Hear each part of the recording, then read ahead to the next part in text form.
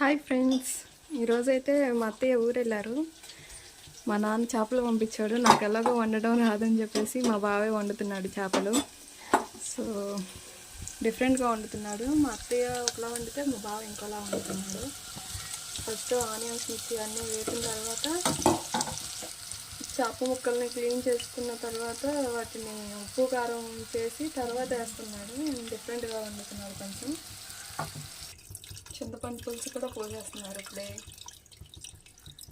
ఇక ఇది బాగా కుక్ అవ్వాలి. ఇప్పుడు సిమ్లో ఉంచా హైలో ఉంచావా? సిమ్లో నుంచి హైలో పెట్టాలి. ఇప్పటి వరకు సిమ్లోనే ఉడికింది, ఇప్పుడు హైలో పెడతారంట. ఆ పులుసు మొత్తం ఎగిరేలాగా ఉడకాలా? కొంచెం ఎగరాలి. ఓకే. కర్రీ అయిపోయిందావా? అయిపోయిందమ్మా. స్మెల్ అయితే భలే వస్తుంది. మేము ఇద్దరమే కాబట్టి కొంచెమే వండుకున్నాం, మిగతా ఉన్నాయి మా బావ చేయాలి అవి కూడా. సో టుడే ఇది ఫ్రెండ్స్ మా బావ వండిన ఫిష్ కర్రీ. స్మెల్ అయితే భలే ఉంది. ఫైనల్గా కొత్తిమీర వేసుకుని దించేసుకుంటే అయిపోయి. Thank you for watching. Please like, share, subscribe my channel. Bye friends.